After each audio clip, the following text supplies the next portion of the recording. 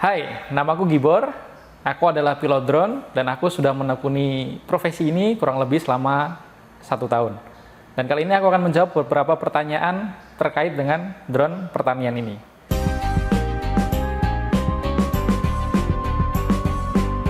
Oke, kita masuk ke pertanyaan yang pertama. Apa yang kamu ketahui tentang teknologi drone spray dalam pertanian? Kalau kita berbicara mengenai drone, pastinya tidak jauh beda dengan drone-drone pada umumnya. Tetapi pada drone spraying ini ada penambahan satu fitur, yaitu adalah di bagian spray atau penyemprotan. Jadi sebenarnya intinya sama, hanya saja ada penambahan fitur di bagian penyemprotan untuk menyemprot di lahan pertanian. Oke, yang kedua, jelaskan bagaimana cara mengoperasikan drone spraying. Di sini ada 3 tahap. Yang pertama adalah persiapan, yang kedua adalah pengoperasian, yang ketiga adalah pasca penyemprotan. Yang pertama adalah persiapannya pasti di mapping dulu. Kita menentukan wilayah mana yang akan disemprot. Yang kedua adalah menentukan jalur drone terbangnya nanti. Di sini ada 2, yaitu ada manual dan juga ada autopilot. Manual kita bisa menggunakan remote, dan pada autopilot kita bisa menggunakan aplikasi pada handphone kita. Dan kita bisa memakainya sesuai dengan yang kita sudah mapping dan juga sudah kita proses di awal tadi. Yang ketiga adalah pasca penyemprotan, yaitu adalah bersih-bersih drone. Kenapa drone harus dibersihkan? Supaya tidak mengkontaminasi penyemprotan-penyemprotan berikutnya. Oke, pertanyaan yang ketiga. Jelaskan langkah-langkah persiapan sebelum melakukan spraying di malam hari dengan memastikan keamanan dan efektivitas drone saat digunakan. Oke, pastinya kalau kita mau melakukan spray di malam hari, ada 2 hal yang perlu kita perhatikan. Yang pertama adalah sensor, yang kedua adalah mapping. Kenapa kita perlu memperhatikan sensor? Karena pada malam hari kita sendiri akan susah untuk melihat drone-nya, sehingga kita perlu mengandalkan sensornya. Istilahnya adalah kita perlu percaya pada drone-nya. Yang kedua adalah mapping. Kenapa perlu? Karena mapping ini sangat penting sekali pada drone pertanian. Kalau mapping kita salah, ada kemungkinan drone kita akan crash. Oleh karena itu, mapping ini perlu sangat diperhatikan jika kita mau melakukan spray drone pada malam hari. Pertanyaan yang keempat, apa kelebihan spraying pada malam hari dibandingkan dengan siang hari? Ada 3. Yang pertama adalah angin yang relatif tenang.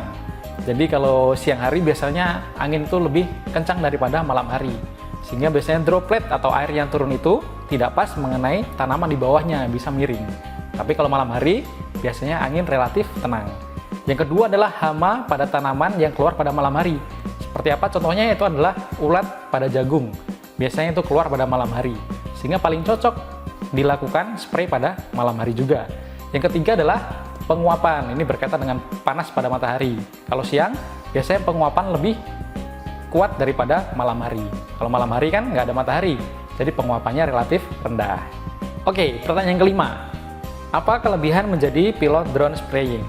Jadi, hari ini drone spraying ini masih jarang sekali digunakan, terutama di Indonesia. Oleh karena itu, ini pastinya akan sangat dibutuhkan baik sekarang maupun ke depannya. Yang kedua adalah kelebihannya, yaitu bisa mencicipi teknologi yang pastinya akan menjadi sesuatu yang umum di kemudian hari. Oke, pertanyaan ke-6. Berapa luas lahan yang dapat diselesaikan drone spray dalam 1 hari kerja? Hari ini saya mengoperasikan drone XAG V40 dengan kapasitas tangki 16 liter dengan spray rate-nya 1 hektarnya adalah 40 liter.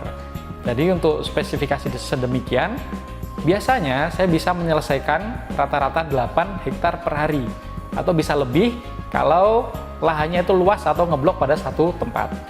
Oke, pertanyaan selanjutnya. Bagaimana cara menjaga perawatan dan keamanan drone agar tetap berfungsi optimal, dan ceritakan jika pernah mengalami masalah teknis pada drone serta solusinya. Oke, yang pasti perlu ada pengecekan berkala. Kenapa perlu dilakukan? Karena kita perlu memastikan semua komponen pada drone itu berfungsi dengan baik, sehingga drone itu bisa terbang sesuai dengan fungsinya.